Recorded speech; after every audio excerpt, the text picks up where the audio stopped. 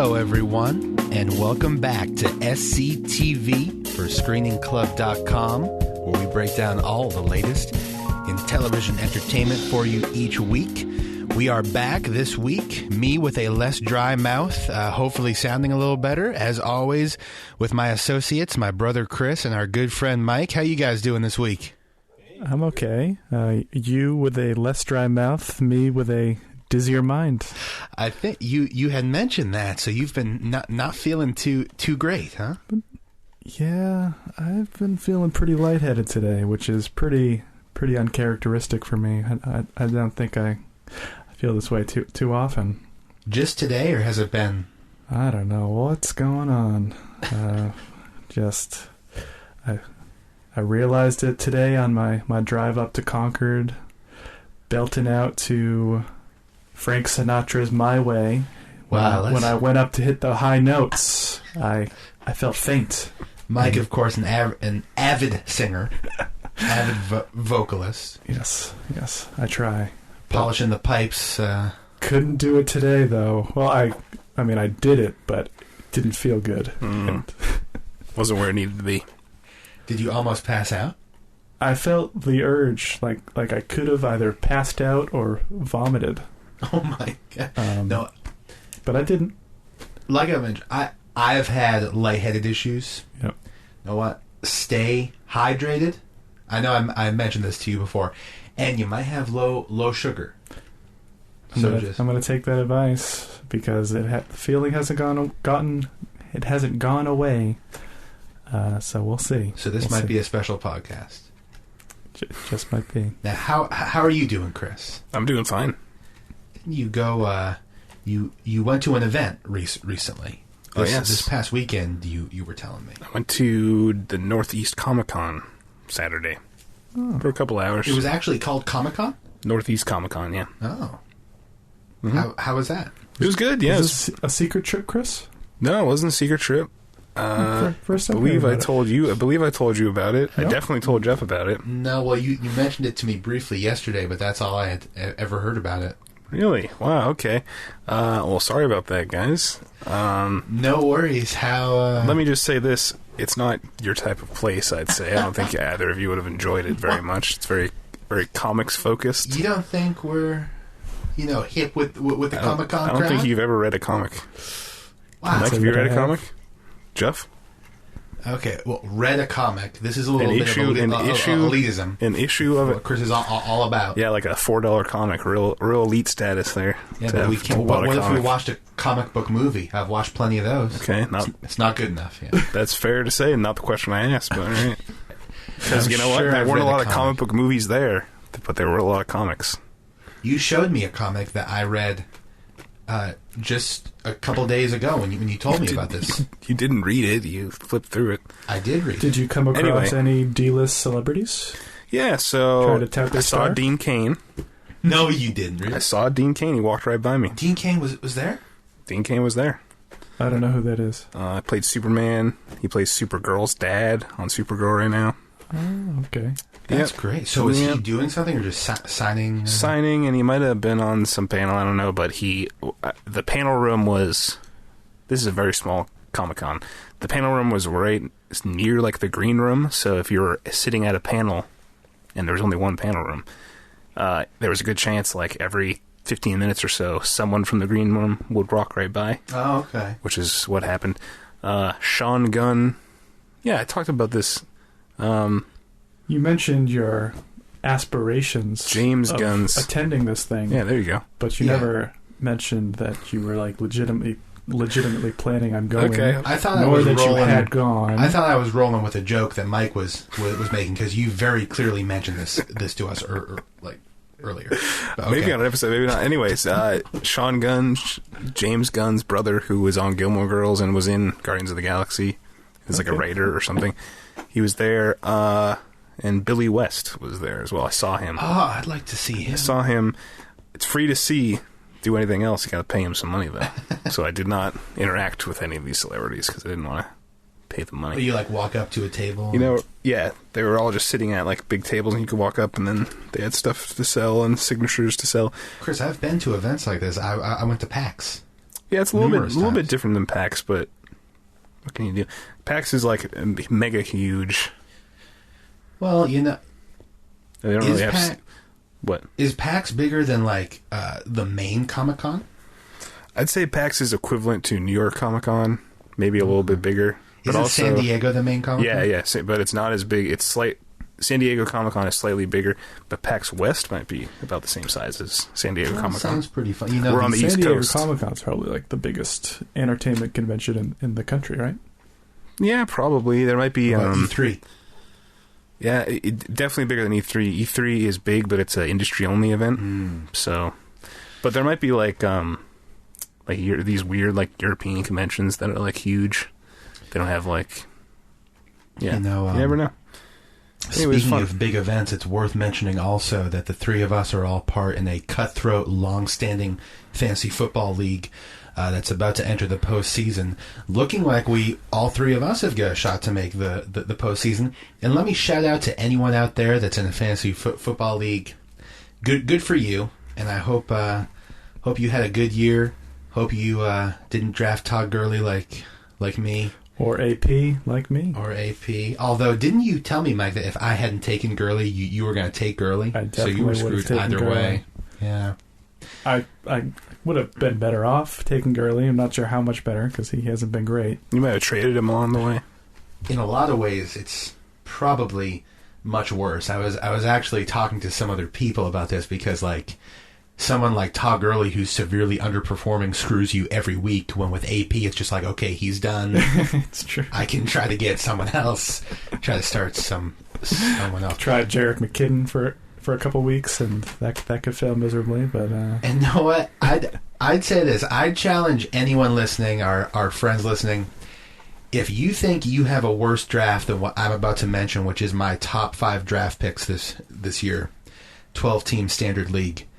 My top 5 picks were Todd Gurley, Eddie Lacy, ouch, Sammy Watkins.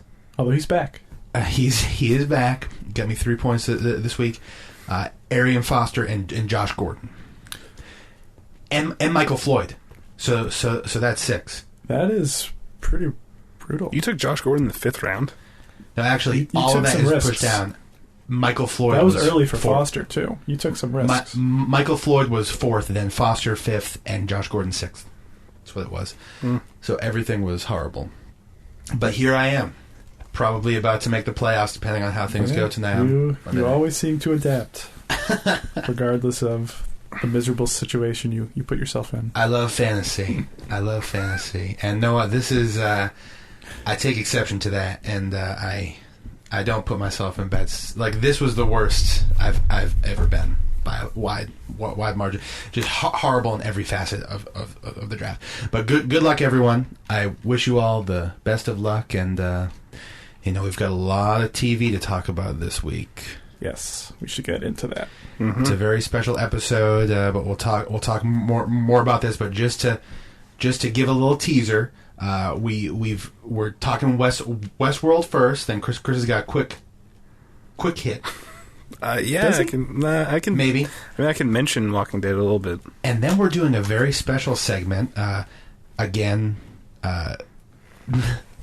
by our segment brainchild, Mike. Where we're all going to have a top 5 list, which we'll explain more later. But stay tuned. But hey, before we get into Westworld, everyone knows my favorite segment of this show is, I don't watch the show, so my weekly updates with DS.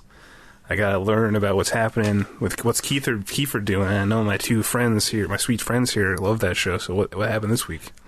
I couldn't tell you. I believe what? I believe Chris might be bringing this up just to stoke the flames that he knows that me and Mike both missed out on DS this week. What am I going to do without my weekly DS update? What happened for me at least was I had a very busy week, and I just now on Monday watched Westworld, and even though I told you both last week, I forgot that it was an hour and a half long. And I was going to squeeze in both Westworld and DS before the podcast, but I couldn't do it. And I knew that for the for the best to do what was best for the podcast, I had to watch Westworld over DS. And I'm relieved you missed out on DS, because I was dreading coming over here to tell you that I had missed out on DS. So, for the best. I was good.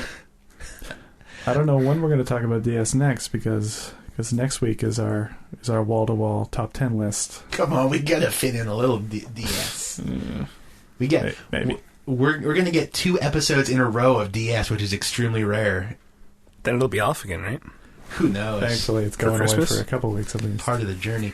Mike, look, you have to watch. You have to watch, okay? Let's both make sure we watch it for next week.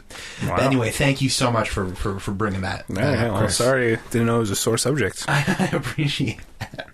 But let's talk some Westworld. Guys, what an episode. Give me some initial thoughts before we dive in. How about it? I thought it was a very entertaining episode.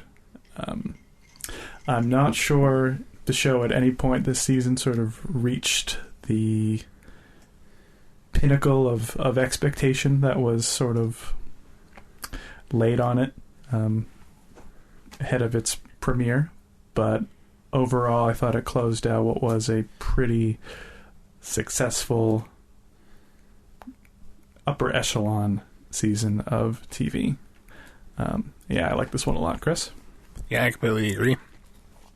It hit enough marks to be considered definitely in the conversation of the best TV this year, but it wasn't anywhere. Yeah, I'm not sure I would go that far.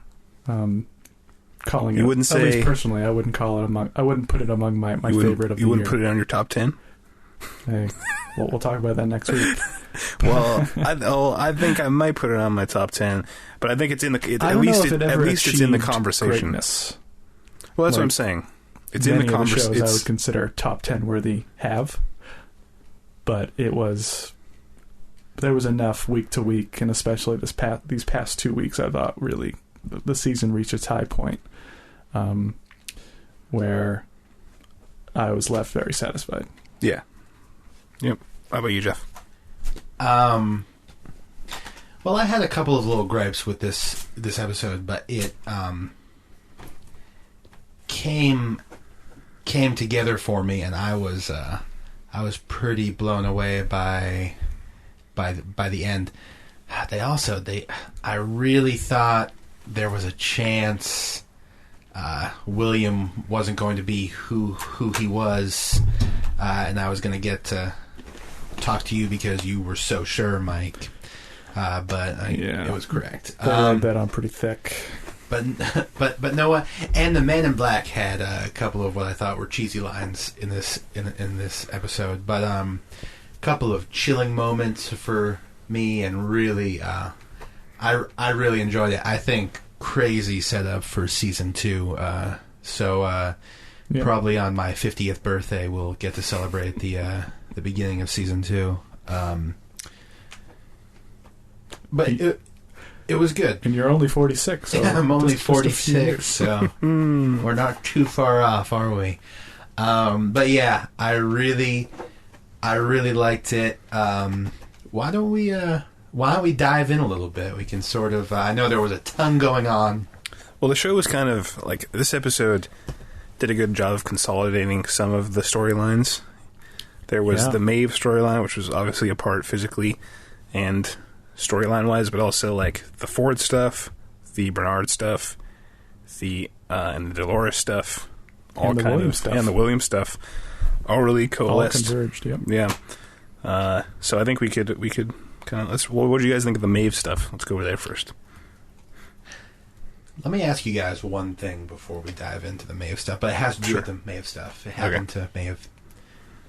When they were walking by like that special section, like it had like a different logo. Do you know what I'm talking about? SW. And there was Samurai World. Samurai World. Yeah. Is that just like as Felix said, it's complicated. Wait, it didn't say Samurai World. No, but you can SW. But I mean, there's samurais everywhere. Cut the samurais. But it wouldn't just be Samurai World. I don't know. Why not? Because they didn't call it like just one type of feudal Japan world is not a good name. It's not catchy. Okay, so but I think that's just a little taste of that. There's this larger world going on, and it would obviously make sense that they would franchise it out to different people who like different things. But then Ford only pays attention to the one world. Well, it's probably we don't know. That could be completely independent of Westworld. Yeah, in how it's run, the hierarchy of that world can be entirely different. Is this in the same building though? but also same complex. Could be under the same umbrella. Conglomerate. For all we know, this is like a continent that they're on. I thought she was gonna grab them and be like, "You're the army now," you know. And then also that makes sense when Felix gives her the note with where her daughter is, and it says Park 1. Yep. Mm-hmm. So it is.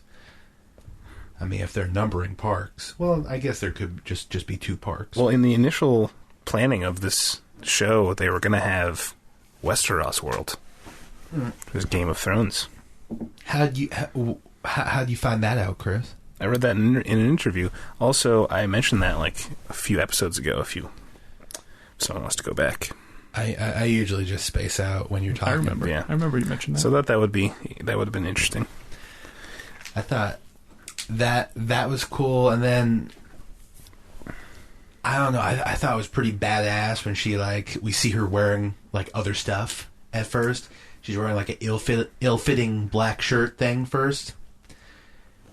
Like, it was just cool seeing her transform. Yeah, transform, but also not like she's not really transforming. This is all someone's plan. Well, that was cool. I thought the whole Maeve arc was one of the high points of the year. Mm-hmm. I would go as far to call her the most sympathetic and interesting characters on the show. So I think her and Dolores are probably the 2 quote-unquote heroes. Their equal journeys that we sort of follow from beginning to end just carried the most emotional weight for me. So it was great to sort of watch their 2 stories climax sort of opposite one another in two very different ways, but also sort of a piece with Ford's master plan. Like, I think he had one plan for Dolores, another plan for Maeve, and as it was revealed in this episode, what Maeve was doing really wasn't of her own volition. It was written and tracked out, and she was just simply following along the steps, aided by Felix, whose motivations still kind of confuse me. Yeah, me too. It really does. Yeah. But it was while I would have really loved to have seen Maeve leave on the train and explore the world outside the park, I think it made a lot of sense character-wise why she would stay, because as she realized part of what was being written for her, how she was being controlled, was that she would go on to leave the park. That's what whoever was doing that, likely Ford, wanted of her, and it was great to see her defy that and make the choice that no, she was going to stay because she, like Dolores, had achieved full consciousness. She no longer was being controlled, which was a fitting end to her story. Yeah, but of course, part of the plan was for her to achieve full consciousness. Sure, but she did a lot of that. She did on her own. Yeah, it's still so now it makes a little more sense why no one was stopping her a little bit, but still, it doesn't make sense that no one stopped her. The Felix stuff I struggled with because, sure, while he sort of identified more with her than he did with his own like human counterparts, especially that redheaded asshole Sylvester. Yeah, you remind me a lot of Chris. I see that too. Yeah, especially the glasses. Thanks, guys. And the nerdiness. Thanks. And just the overall, like, negative sort of zero appeal sort of thing, like, as like the personality wise. But please go on. Yeah. During their great escape, during their great escape with Hector and that woman with all the tattoos, they get those assault rifles and they're just mowing down all these like completely innocent security guards. Felix is just sort of standing by watching, doing absolutely nothing as like his literal humans are being savagely murdered. He is like literally now culpable. I couldn't believe the thing that really annoys me about him is, okay, he had one line where like he's talking to that redheaded guy, where the redheaded guy was like, "Why are you going on with this?" And he was like, "Oh, like this is life. Like she has consciousness." And it's like, okay, if you want to say that's the reason, fine. But then during this whole like at last episode, he's like so timid and like not sure of everything that's going on, and it's like either be totally for this and like not giving a shit that people are dying. I get why you can be for Maeve escaping, because you like this person, you identify with her. She, for whatever reason, has some sort of hold over you. But like the moment like innocent people are now being like savagely gunned down in the halls, and you're still gonna sit by and piss away your entire life and career over this one android that you may have fallen in love with. Like, I don't know, we just needed more insight into him, more of a reason to identify like why he was doing the things he was doing, to really sort of, for me to go along with that. So I struggled with the Felix stuff.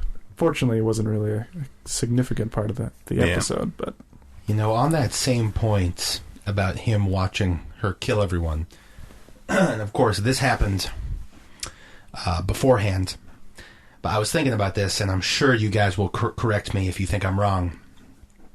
When his name is Hector, right? The guy that is her accomplice there. I think when he kills that guy, that's the first real time that a host kills a person. Because, just hear me out, because Bernard was just being controlled. Yep. But when he does that, no one's controlling him.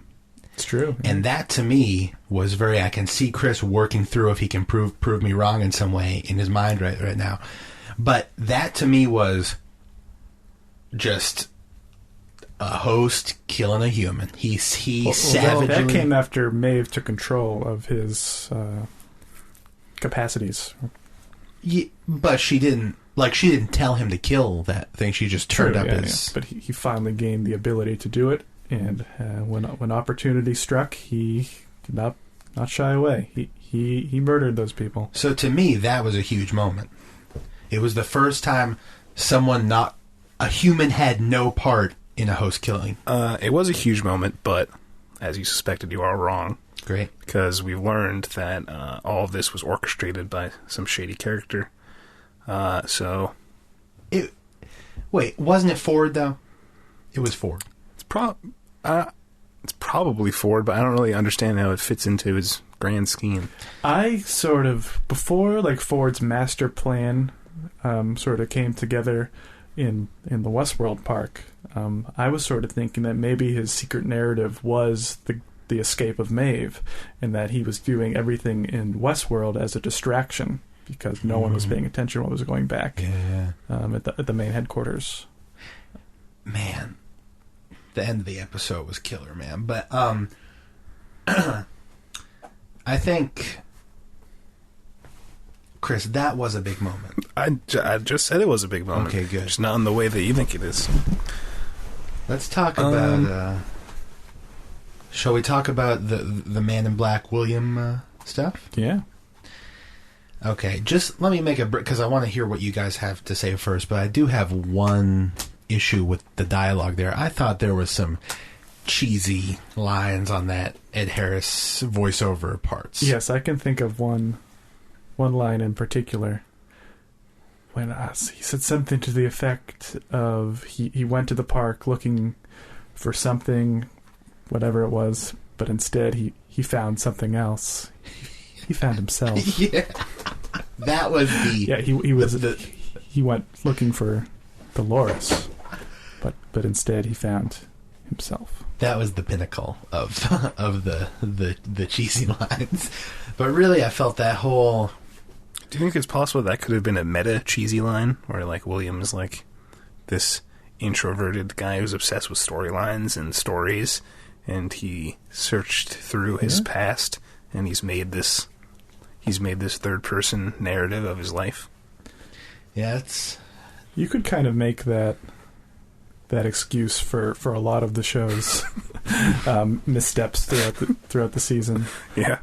Like kind of in a few episodes back, like in an episode where a character like explicitly said to another character how writers like to show, not tell. Like that very same episode, we got like 4 different expository monologues, literally telling like everything rather than showing. And this week we got a lot of that too. A lot of just expository soliloquies, monologues, like explaining point for point just what was actually going on in Westworld in the show. It's history. But I mean, when a lot of them are delivered by Anthony Hopkins, you tend to forgive him more than you would otherwise. Mm-hmm. I just think I don't think the reveal, and maybe it's because everyone, including Chris, who didn't look at anyone else's opinion on the matter, finally last week, even Chris apparently it saw it coming. Apparently it took me a lot longer than you guys. And maybe it's because of that, because I just knew it was coming. But I felt like the reveal wasn't great. It was like, I just felt like it was something that they stretched out a little bit. It was kind of presented like it was meant to be like some grand aha moment. Obviously, I think 95% of the Westworld audience probably knew exactly what would happen. I don't know about 95%. Huh? I don't know about 95%. There's a lot of people. There's a lot of people that just watch shows that don't look online afterwards. And know what? I think if I really didn't know, it would have been pretty cool because he's telling the story like he's telling the story of two other people. And then, well, as soon as he starts like monologuing about William, like to Dolores, like about the character of William, like why else would he have all this intimate knowledge about? Because he was Logan, Mike. Oh, because that's why. And I started thinking maybe, but when I don't know. Yeah, I thought, gosh, and I know, like. Season 2 is gonna be crazy. It's gonna be like Hunger Games. Hunger Games? Yeah. Isn't that the one where they're all being chased in the park or whatever? Never seen it. Really? Hunger Games, 12 children, I think it's 12, are put into a park to kill each other? 12 children? No, Hunger Games is just a bunch of random people get picked to be put into a park and they all fight. Yeah, random people get picked. How is... Bunch of people... I mean, I get that there's going to be a lot of killing. What? Man, when they got to the ocean scene, just a quick... I know this isn't about the Man in Black. I was getting some real Truman Show vibes. Me too. Sure. Too. Because I was like, that's the edge of the world. Especially when the lights flashed, audience watching in the background. That was Truman Show. You know, Ed Harris is especially right with here. The Ed Harris factor as well. Ed Harris is right here. That scene cemented for me how insignificant of a character Teddy is in all of this. He really is. He is literally there. He was portrayed in the trailers as in the show, the main character. In the actual Westworld TV show, he is there just solely to serve the desires and actions of other characters, just like he is in the actual park. He is literally there to function as like a safeguard for Dolores, to be her savior, her champion, or assassin, whatever she needs him to be. He is. And in the process, it kind of sold James Marsden a little bit short. Just didn't really have... Surprised by how little he really had to do on the show from like a narrative. No, I was reading an article like James Marsden is just so like the official like stereotypically good looking guy, and then Yep.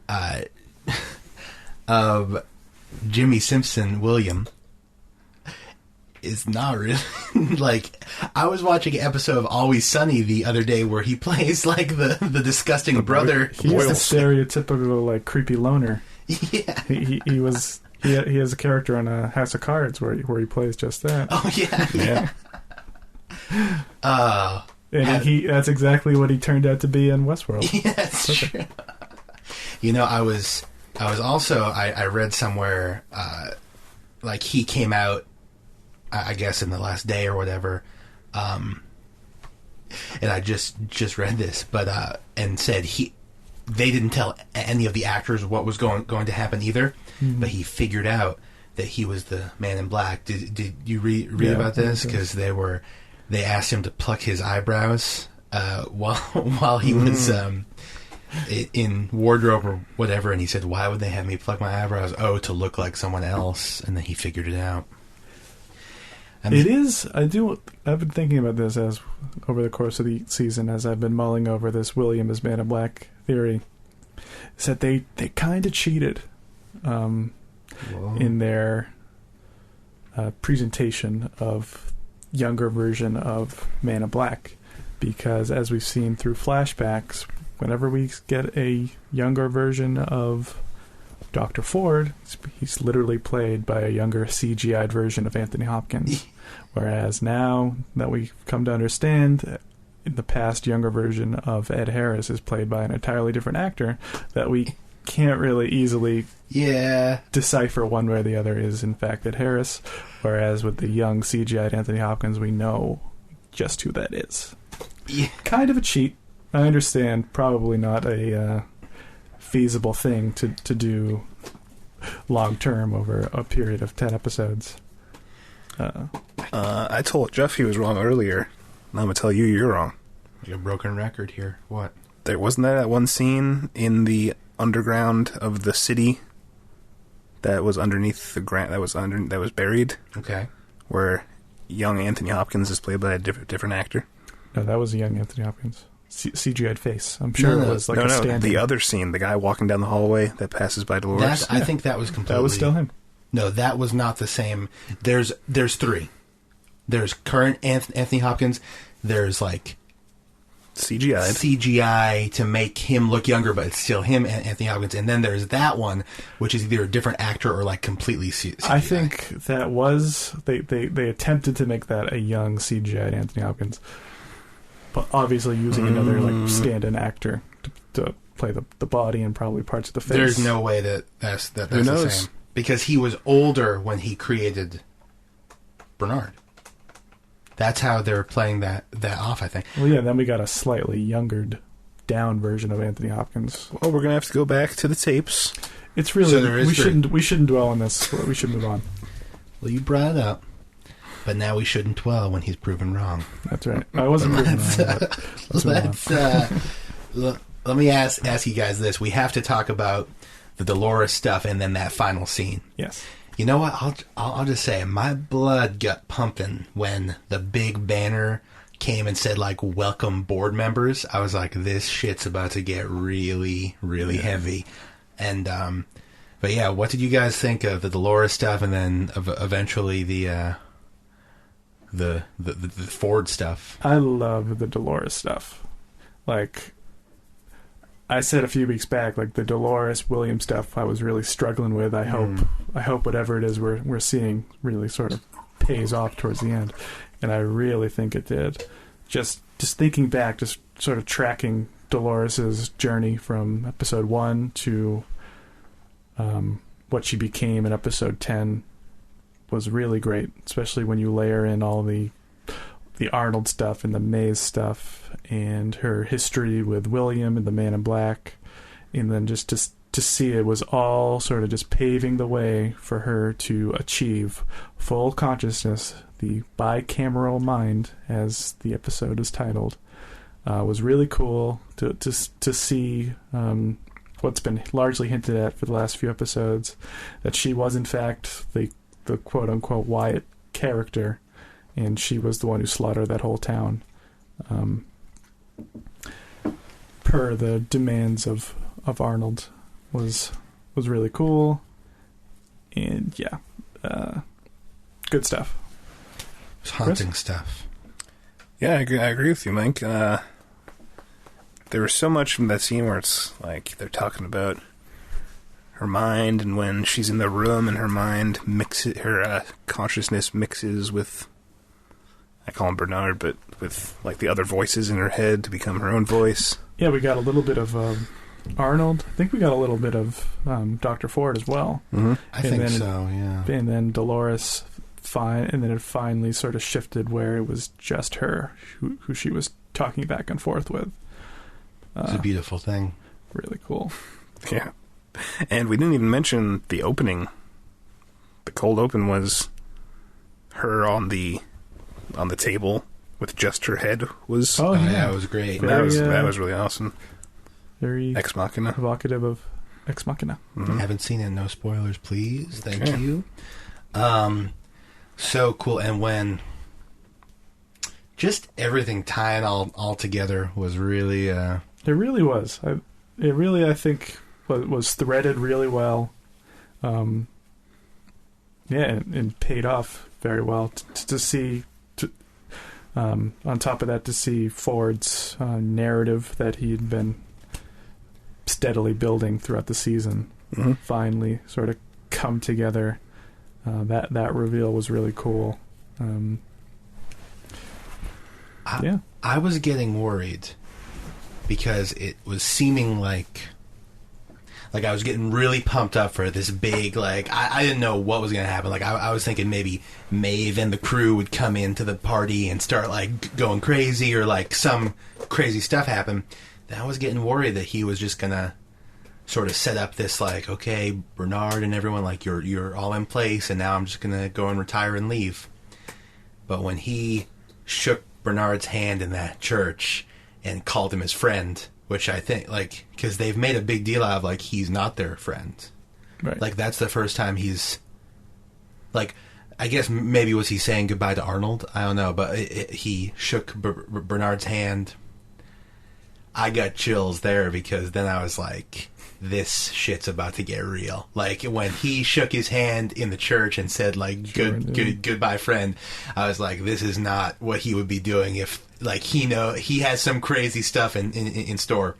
And man, what a setup it was. We get, like, the echoing of the Arnold kill. Like, that was so, it was so cool. I love that. That whole scene got me so pumped. And to see from all those retired hosts emerge from the forest, guns blazing, they shoot a bow-tied man in black who has that, just the look in his face that he's relieved to finally actually feel something. Yeah, in this world, for something to finally be real. Shot in the arm and the blood splatters, and he just could not be more overjoyed. Yeah, that was, I thought that was a great final scene for that character too. Oh yeah, the whole final stretch was really cool, and really got me pumped for season 2 in 10 years from now when it airs. What did you think, Chris? And we can have a birthday party for me right before we watch the premiere, Mike. What did you think of that final scene, Chris? I was thinking, like, how is he going to get out of this one? It's a classic phrase. Does he, Man in Black, does he, like, run into that house and, like, try to fight them off? Does he... Then I thought about how there was the dangling thread with the security guy, who's played by one of the Hemsworth brothers. Yeah. We do not see him this week. Where the hell did he go? Him or Elsie? That's a loose end. I don't think... for me, Elsie isn't a loose end. Why? I think Elsie's... I think the whereabouts of Stubbs is tied to what's going on with Elsie. But also, Elsie was like a main character for several episodes. Like, I think we deserve a little bit better than, like, maybe she got killed or strangled out. Yeah, I agree. Yeah, he might deserve a little bit better, but... You know who did get a good end, a good final scene is Anthony Hopkins. One and done, Anthony Hopkins. Yeah, probably for the best. Makes sense. Why would Anthony Hopkins agree to do a TV show in his advanced age and someone awesome. of that caliber star? So it makes sense that he would only want to do one season. But Yeah. He destroyed it. I mean, he was so good. He carried this certain parts of this season, I thought, like on his back. Does make me a little He worried. sold the hell out of certain just chunks of Yeah. dialogue that probably wouldn't have worked. Yeah, his unless weird, Kevin like, Haynes. ominous dialogue, if done by a lesser actor, definitely would have come off like hokey. It's true. It's a good point. Let's do this because we have a very special second segment to get to. So let's just get some final thoughts and what we're looking forward to in season 2. Mike, you had mentioned the Stubbs stuff, or Chris mentioned, and then proceeded to say that he didn't care as much about Elsie. Those are two things I'm a little bit worried about. I'm looking forward to season 2. Okay. Yeah, I'm not sure that's going to be a huge plot point in season 2. It probably will. I'm sure we'll Where return are to they? it. Well, that's not what I'm excited about, though. I don't really care that Please. much about Stubbs. Each of you share, please. Yes. Well, obviously, the hosts finally achieving full consciousness, total agency over their actions, especially led by Dolores in Maeve, is a huge thing. Very significant. That's probably going to pave the road for not just next season, but the next 3 or 4 seasons, however many they do in the show. So that's a huge thing to look forward to. Also, to keep in the back of our minds, Samurai World or any other parks that exist with it in this larger company, I think is I don't think it can't be not significant. So that's something to look forward to as well. It could definitely serve to change up, like if things start getting stale. I mean, how many seasons in Westworld? Whole season 3 could be in Samurai World, Sci-Fi Land. Wow. We could just be dropped into but it can't be like a retreat of this season, though. I mean, no, but say there's only a certain amount of hosts that have gained consciousness left, and they say like, let's go freaking hide in Aqua World. But what? You guys didn't like that? No, Season 2, I think they need to give us a little bit more specifics about how things work. They need to show us the larger world. Yes. They need to show us, hey, are these things charged? Do they run on batteries, or is there a nuclear reactor in there that they're just going to live forever? Also, the world outside the park. Yeah. We need to get an Expanded I scope. really idea. want to get out there. I think that's very important to really understanding, fully understanding the world of the show is to really see what life is like outside the park, where they are physically, as well as in time is important. Yeah. What about you, Jeff?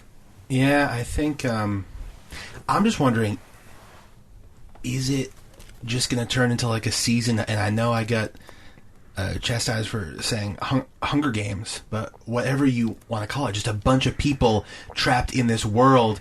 Like right now, that's where we are, right? It's a bunch of people, real people, trapped in this world being chased by these beings. Mm-hmm.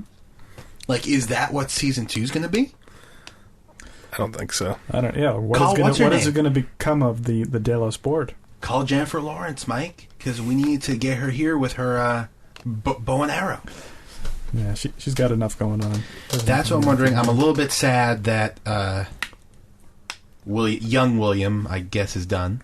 Mm-hmm. And I'm really sad about Anthony Hopkins. I mean, you're always sad when we don't get more of a great man. I mean, It's true. It was wonderful stuff. But you know what? I wouldn't be surprised if they bring on another Anthony Hopkins caliber actor to sort of anchor the void left by him. Yeah, it could be like Designated Survivor, where it's like, whoa, Tom Hanks Please, was the enough only with the DS talk. Tom Hanks was the only board member not at the party that day. He's like leading the company now. Unnecessary, Chris. Yeah, no. I would love that. Tom Hanks would be a good fit. No one up there. Season 2 cold open. A horde of the retired hosts. They're all listening to like their leader speak. New leader emerges. Roseanne Barr. That's who they can bring in because she's right up there. Right? I mean, on the comedic side. Sure. She's right up there with Anthony Hopkins. And can you imagine the on-screen chemistry, Ed Harris and Roseanne? That would be a hell of a show. So yeah, lots of stuff to look forward to. That's interesting though, Mike. If they bring in someone, it's HBO. Will this make an appearance on your top 10 list, Chris? Westworld? Who knows? Jeff? It's a secret. I've only watched 6 shows, so might be a couple of them. Be continued next week. Absolutely. And now for a special actually, before we have a special segment, Chris, can you give us the quickest of quick hits for your the Walking Dead? Wasn't it a big episode? It was all right. There's like they keep doing these hour-and-a-half episodes without announcing them. It's pretty interesting. I didn't know. I think next week is too. I'll just say this is a quick hit. Jeffrey Dean Morgan. That man's a great actor. Doing a great job. He sure is. Plays Negan. Okay. Doing a great job. Very charismatic. Thank you for that. Thank you for making it quick. Yeah. So up next here, we have each prepared, at the behest of Mike, the special segment czar, top 5 single episodes of television in the past year. So we are going to share our lists. I know what you're all thinking. This could get messy. You're all sharing individual lists. There might be some crossover. In fact, hopefully there will be.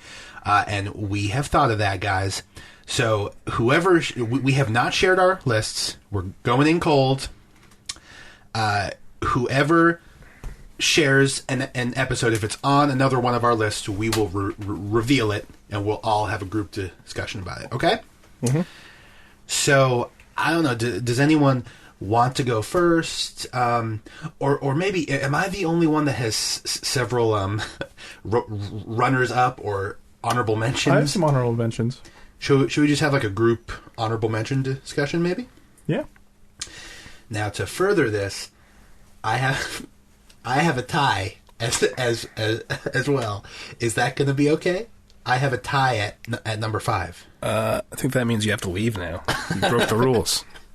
Well, your tie, that'll be your number 5 entry. Yes. Right. Yes, but so it's 2 things. You'll talk about 2 shows for your number 5 slot. That's exactly right, yeah. Do you have any shows outside your top 5? Yes, I do. Episodes, I mean? So, I mean, you have honorable mentions too, Mike. I mean, yeah. I'll throw out a couple. So one honorable mention, I'll say I have 2 Atlanta episodes that didn't make my top 5 that I thought deserve an honorable mention. One, I think a lot of people didn't like, the one where they pretended to be on a television show.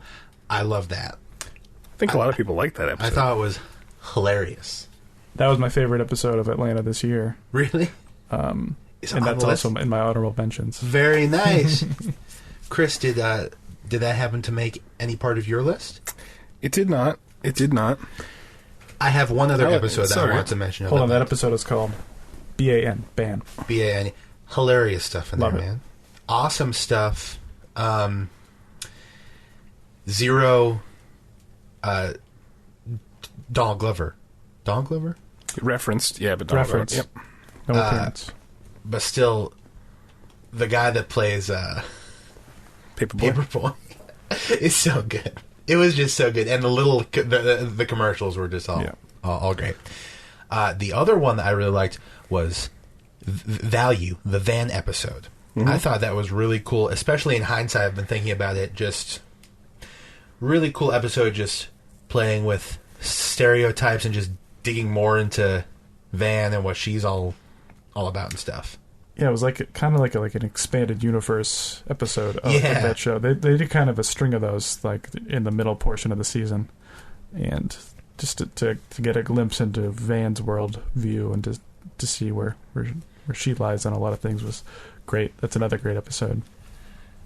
I had another honorable mention, but I've decided to now make it part of my list, so I'm not going to mention it. Any honorable mentions other than that from you guys? I don't have any honorable mentions. I have I play by the rules. I'll mention two very briefly. Game of Thrones, Battle of the Bastards. That could very well be in your guys' top 5. That is on my top 5, so we can talk about that right now. It's on my top 5. Let's not spoil our discussion of that during my mention of it in my honorable mentions. I'll just leave it at that. It's going to be a pretty shitty top 5 if Battle of the Bastards didn't make your list, but go on. Maybe another Game of Thrones episode did. Okay. And season 5 episode of Girls, The Panic in Central Park.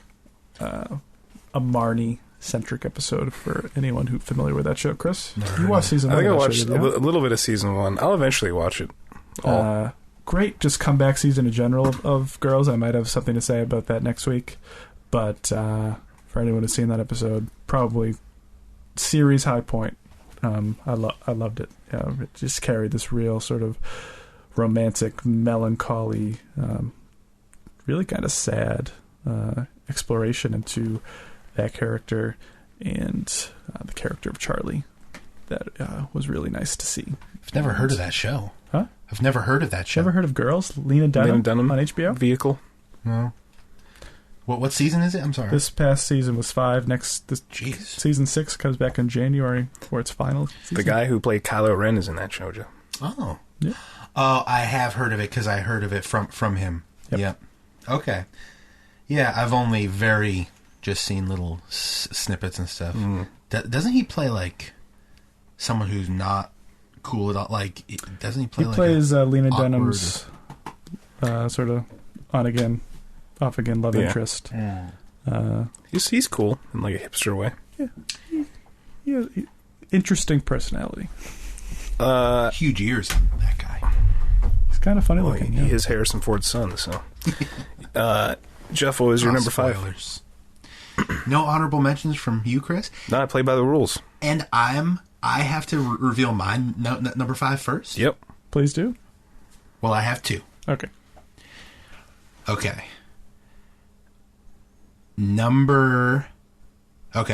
5A. I don't know what to say. Sure.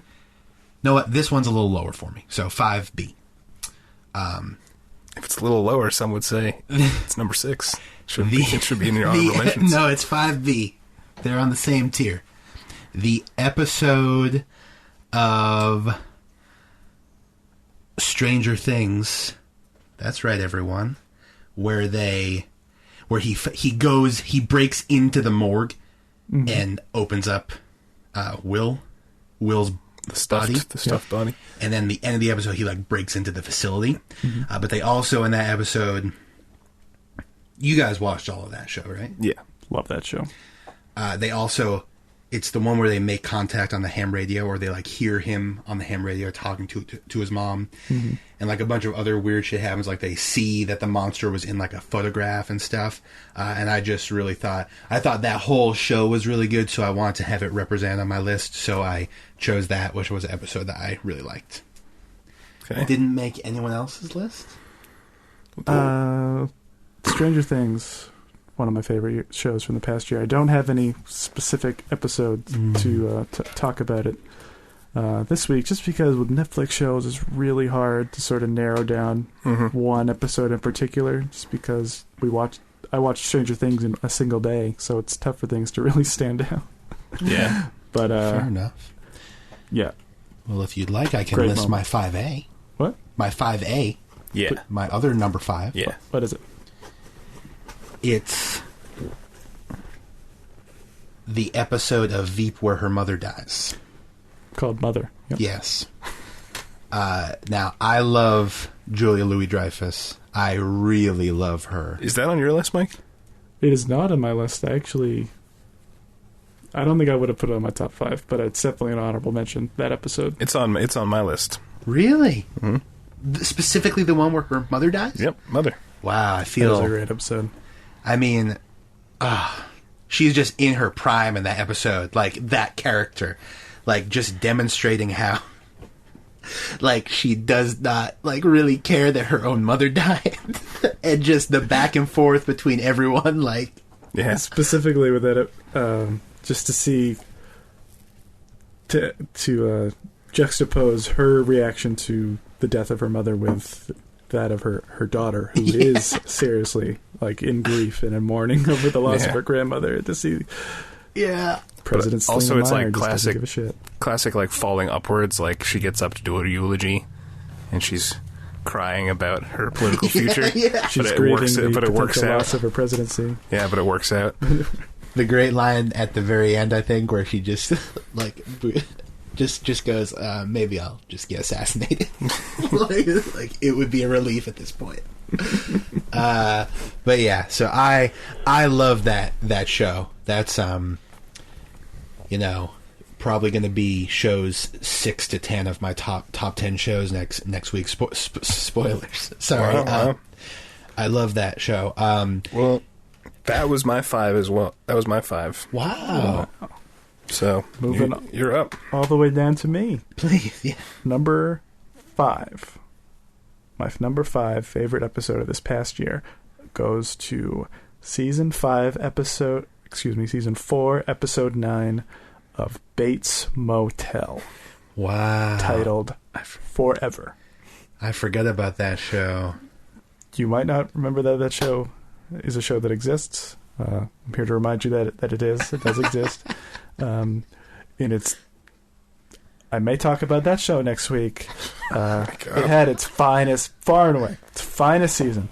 It finally sort of it finally reached the peak of its aspirations this past year, in the trajectory of Norman Bates and who he would eventually go on to become in the film Psycho. As for whoever doesn't know, Bates Motel is a prequel of sorts to the movie Psycho by Alfred Hitchcock. But it's a modernized version, though, modernized right? version. Chris, sure. you don't watch that show? No, I do not. Have you seen any of it? I've seen I might have watched the pilot a while ago. I watched the first season, Mike. Okay. Oh, you did? Yeah. I thought it was pretty good. I just haven't watched it again. Yeah, first 3, I struggled with it at certain points. It never really reached its full potential. This season, this episode in particular, everything really finally came to pass, and the show sort of elevated itself to its fullest potential, and it left off very very sad, moving, sort of beautiful place that it will hopefully carry through to its final season next year. Well, all right. Absolutely. Let's do this like a snake draft. So, Mike, what's your 4? Number 4. This might be on your list. I don't know. Season 1, episode 6 of People vs. O.J., American Crime Story, titled Marsha, Marsha, Marsha. On your list? That would have been a honorable mention. I want to watch more of that show. That was a great episode. I've only seen the first episode. This was the Sarah Paulson, Marsha Clark Power Hour. Oh, yeah. In which the entire episode was filtered through her point of view and her experiences on the trial of O.J. Simpson. And man, was it just a hell of an acting performance from Sarah Paulson. She really got at the root of that character's just emotional distress in working this case, and just the ways in which the world around her reacted to her presence. She immediately was launched into sort of celebrity status, and to just watch how Sarah Paulson conveyed all those emotions was really powerful. She was really like the first victim of 24-hour news. Yeah. Just like she was the first person probably ever in the history of mankind to just like be in the middle of this media circus. Yeah, one scene in particular from that episode I want to mention is when she gets that haircut Yeah. She gets a haircut to sort of like rejuvenate herself, to feel good about herself, to regain some confidence. And then she goes into the courtroom, and everyone's looking at her. Everyone's awestruck at this physical transformation that she's undergone, and it just crushes her because that was not the reaction she was hoping for or needed. And just the way Sarah Paulson played that scene was really powerful. Yeah, it seemed like an awesome show to me.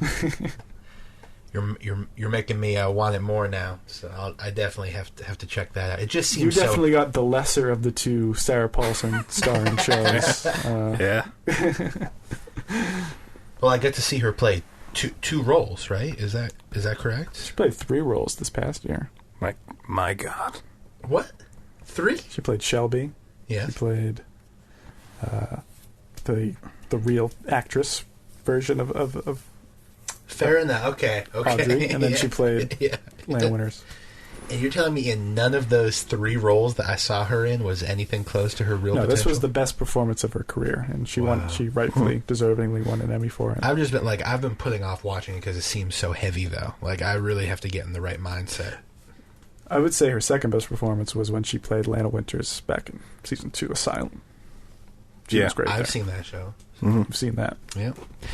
Can't quite remember that, but Chris? My 4 is an episode of... It's actually the final episode of Comedy Bang Bang. I knew he was going to sneak it on. Enough with the Comedy Bang. Season 5, episode 22, I believe, entitled Lord Andrew Lloyd Webber wears a purple top hat and Fabrice wears one pink fur leg warmer. Seems like a sentimental vote to me. It is a sentimental vote because... well, here's the interesting thing as an episode of television is how do you... And I read an article, an interview with Scott Aukerman about this. How do you finish a series? That was his question. How do you make the last episode of a series? And he went back and he looked through all these famous series endings and series endings he liked and he didn't like, and he realized that, especially for something like a talk show, even though this is a fake talk show, he wanted to do just a normal episode, but a really good normal episode. Instead of doing some, like, big blowout episode where they get all these stars that wouldn't be on the show normally, or all these, like, storylines that wouldn't normally be on the show, just do their best work and give your fans just the most quality episode you could. Did he explain this to you? Explain this to me? No. No. Do you know what went into him thinking? I read an interview with him. Oh, okay. All right. So, and that's what this was. It was 2 fan favorite characters, Andrew Lloyd Webber and Fabrice. And they came on the show, and it was just a great episode. Wow. Of one of the best shows, maybe ever. The 4th best episode of television you've seen this entire year. I've never seen that show, so I can't really comment, but I'm happy you loved it. I've seen it. It's pretty funny. I don't know if I'd put it on. Wow. Well, you haven't seen the final episode. So you liked this episode better than all but 3 other television shows that you've seen this year? Wow, okay. 3 episodes of TV. Must be pretty damn good. I wouldn't put... There's a lot of shows that would be in my honorable mentions that I wouldn't put this season of Comedy Bang Bang ahead of, but this individual episode. Great. Yeah. I've got to check it out, you know. It's a funny show. Very also, quirky. Paul F. Tompkins plays Lord Andrew Lloyd Webber, and Paul F. Tompkins is just a genius comedian in and of himself. Oh, Andrew Lloyd Webber. I was thinking Andrew. What's the comedian's name? That's Andrew, and then two other names. Andrew. That's what I was thinking. So it was a comedian playing his own. Okay. Well, I'm ready for my number 4. Strange enough, also an episode of Comedy Bang Bang. No, I'm just kidding.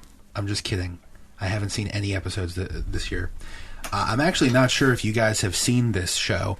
It was the new HBO Westworld. Oh. And when do you mention it? What I've put at number 4 here is the one that's hard to pronounce, Trump Loyal. Yep. Trump de Noël. The one where we get the Bernard reveal, which was a great episode, and a bunch of other stuff happened too, which wasn't quite as good. But we found out about them smuggling info and stuff too. But the whole scene where Bernard was revealed was just unbelievably good. Like, the acting in that scene was so good. I was so pulled in, and it was awesome. Does that appear on anyone else's list? Or? Doesn't appear on my list. It does not. Definitely a high point for the first season of that show. And a season that I would say has a good number of high points, but it's definitely one of its highest. That's a great episode, but I remember thinking that the other half of that episode like drags that down for me. Like, there's a lot of stuff on that train. There's like a shootout on a train in that episode. Yeah. Good reveal, though. Oh, so now I go again, right? Yeah, what's your 4? Snake draft, baby. I'm not 3, sure. excuse me. I'm not sure. This might get a little bit, you guys might get mad about this one. Never. Because it's also an episode of Westworld. Okay. And... Well, like you said, you only watched 6 shows last year. Was this my favorite episode of Westworld, the one I'm about to list? We'll have to see. But it was the well-tempered Clavier. The one in which... That was last week, right? Yeah, I think it was episode 9. Yeah, it is revealed who Arnold is. Right. And that episode... I liked the reveal of Bernard better. But as the episode as a whole, I felt that episode kicked ass. That whole episode last week... I agree. Kicked ass. Yep. Maeve has the dialogue with Bernard, and it's revealed that she can control him, and she knows that he's not a host, or that he's not a human, and that happens, and it was just an awesome episode. So I really like that. Wasn't my favorite. We'll have to see the rest of my top 5 list, but it was a great episode. Chris, your number 3. My number 3. Let me pull it up here. Battle of the Bastards, Game of Thrones. All right. That was on my list too. So we can suppose that it's higher on your list. Should I say where it was? Yeah. Should I? No, wait. Okay. All right, Mike. Anyway, all right. So, Battle of the Bastards, obviously great episode of television. Where it lacks is in its writing. Yes. As I think we all... I don't know about you, Jeff, but I remember talking with Mike if that's how he felt. But one of the greatest battle scenes ever put on... Definitely on TV. The greatest battle scene on TV. Maybe... But yeah, ever depicted in media. Any form of media. Yeah. I agree. So, I mean, that's got to make it on the list for sure. The execution of not only just the battlefield in the battle in Westeros in Winterfell, but also the first portion of that episode that takes place in Marine with Dany. Yeah, was outstanding for sure. Jaw-droppingly beautiful stuff. Mm-hmm. And the scene with 1-1 at the end of that episode, where 1-1, the giant with his last breath, breaks into the Bolton castle or whatever, and then the bastard, literally, pun intended, the bastard shoots him in the eye. Mm-hmm. I mean, 1-1's a fan favorite. That was a sad day. Mm-hmm. But great stuff, yeah. I think my favorite moment from that episode is when, right after that happened, and Jon Snow walks in and he's like, he picks up the shield, and he's shooting at him, and the shield is the Mormont shield. It's like symbolic, like 3 times. It's like, yeah, Mormonts were there for me when nobody else were. That's true. Hell yeah. Lady Mormont. Hell yeah. All right, Mike. What's your 3? Is that all we have to say about Battle of the Bastards? It was magnificent television. Also a great scene when Grey Worm kills the slave masters. True. Yes. Did you think that Jon Snow was going to die by the horses? I didn't think he was going to die just because He'd already died. No one wanted to go through that again. Yeah, I agree. No, it was still a good scene. It was awesome. It was one of the greatest things I've ever seen. Yes. So my number 3 episode definitely isn't on either of your lists because I don't believe either of you watched the show. We'll see. Is episode 4. I keep doing this. Why do I keep getting the episodes and the season numbers mixed up? It's all right. Episode 7, season 4 of The Americans, titled Travel Agents. The Americans, coming off, I would say it's easily its best season. Season 4. Similar to that of Bates Motel, had its best season, season 4. Americans had its best season, season 4. This episode was a huge standout because it packed really like 3.5 seasons worth of the show's history. 3.5 seasons worth of the show's history all kind of converged around the fate of probably its most sympathetic character, Martha, in which we had all the powers of the FBI and all the powers of our heroes, the undercover Russian agents, all sort of all at once trying to find and locate this one person. And it was it just sort of reached shades of the best episodes of Breaking Bad, I would say, in its ability to sort of drive tension and suspense and carry that throughout an entire hour of TV. So I really loved it. The whole thing, and thankfully the really whole season sort of carried that level of quality throughout. So I've never seen that, but that's the one about like the communists, right?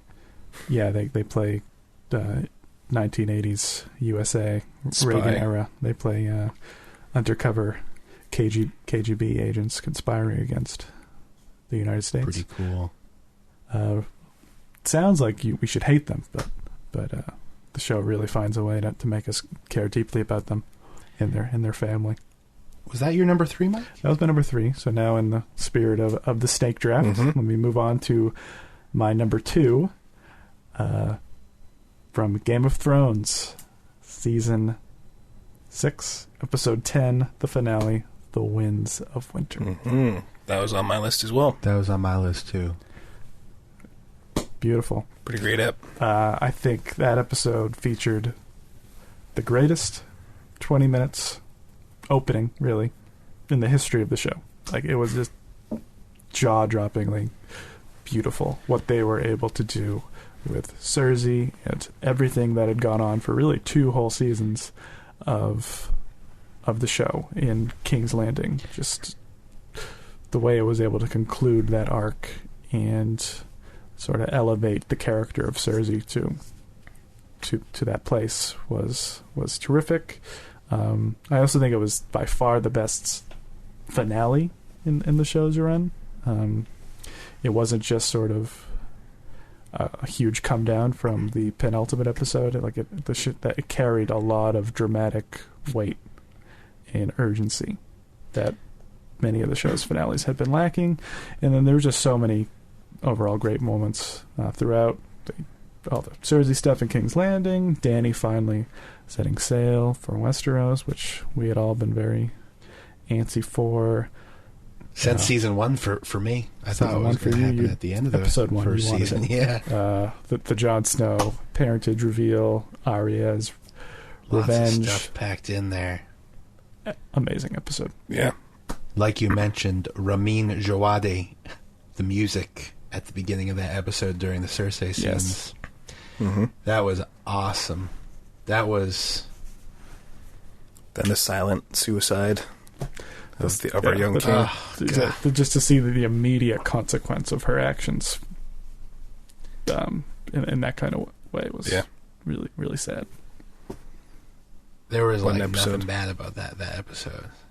That episode wasn't a downbeat. That episode was so much, and set up so much for this upcoming season too. Very good. Yeah, that was on my list too. So, all right, number 2, Black Mirror episode, San Junipero. Ooh, is that on your list? It's not on my list. On your list? I didn't realize you'd watch that. We didn't talk about it. Yeah, we actually could do a whole season thing on this, even though all the episodes are so different. And I was going to say the number of the episode, but I think that there obviously is a number, but I was actually listening to episode 4. I was listening to an interview with Dan Trachtenberg, friend of the show. I listened to that same Friend of the show. that same podcast. Where they talked, the Slash film? Yep. And, well, Jeff, you might find this interesting. So, Black Mirror, all the episodes are different. Yes. There's no real order to the season. Yeah. And they were trying to make it so that with the Netflix, it's all a digital interface, that for everyone, they would see all the episodes in a completely different order. Whoa. Yeah, but apparently, it was extremely hard. It would have, they would have had to engineer some crazy thing to get it done. I watched that out of order. That was the second episode of this season that I watched. Yeah. Well, anyways, a really good episode. A shining light in a whole world of darkness that is Black Mirror, the universe of Black Mirror. True. Even though it's not the brightest light, it's still carried a a much more uplifting tone. Yeah. I would say. But just it's not like Westworld too much, but there is some stuff about consciousness. Where is your mind? Stuff like that, and stuff that I really like to think about, and just a love story, an unconventional love story, obviously. And did Trachtenberg direct that episode? He didn't, but he was just talking about this because he worked on the season. Yeah.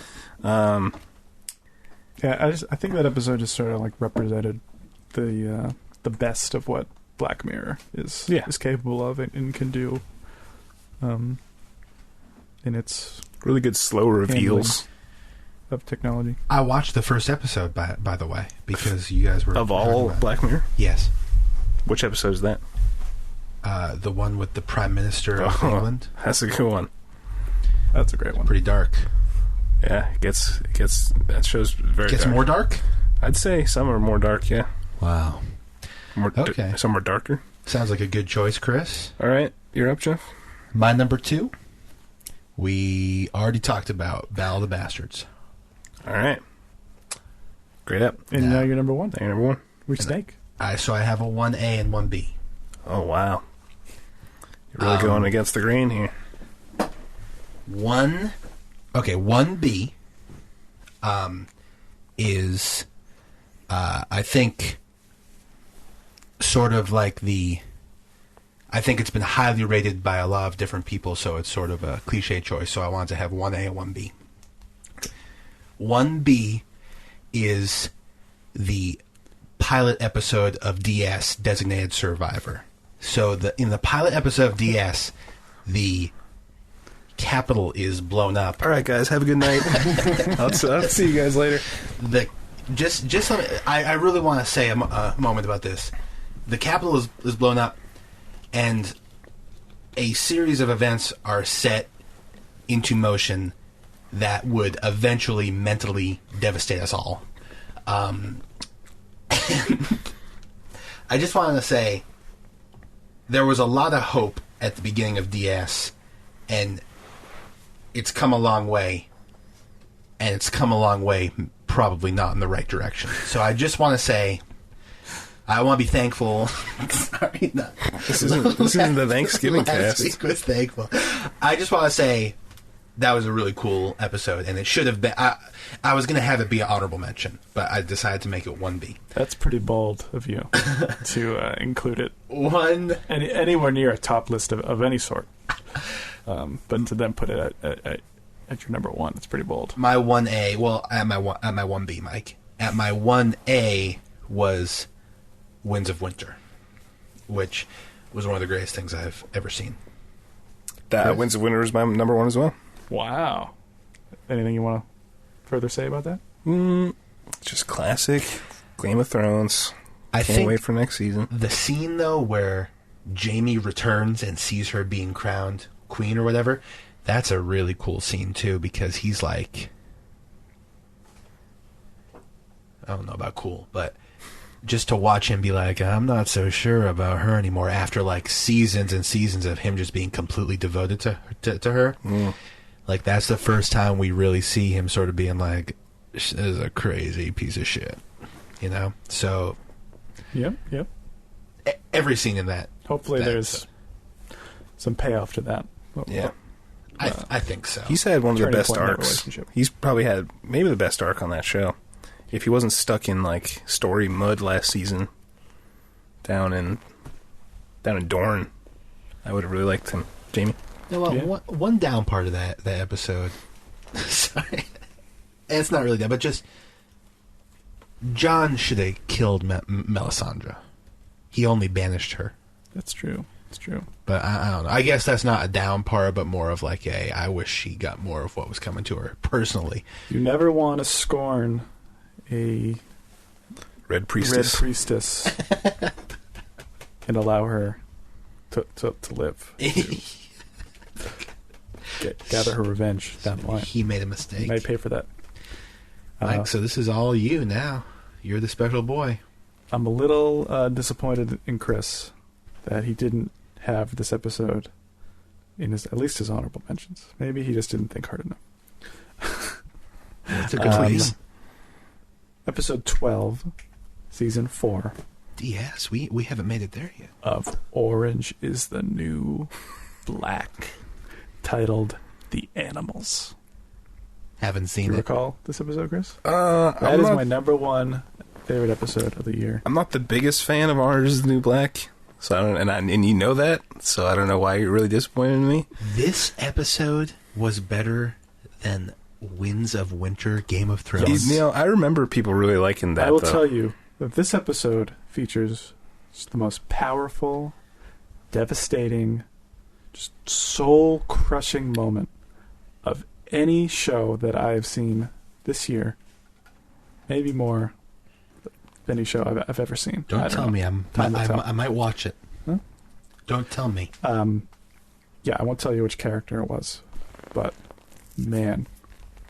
And it was just made all the more powerful by I know what you're talking the deliberate attention paid to that character's journey, really throughout the season, and just the way in which it affected all the characters around her. The following episode, but really in just the immediate aftermath within this episode, it also showcased another character by the name of Baxter Bailey.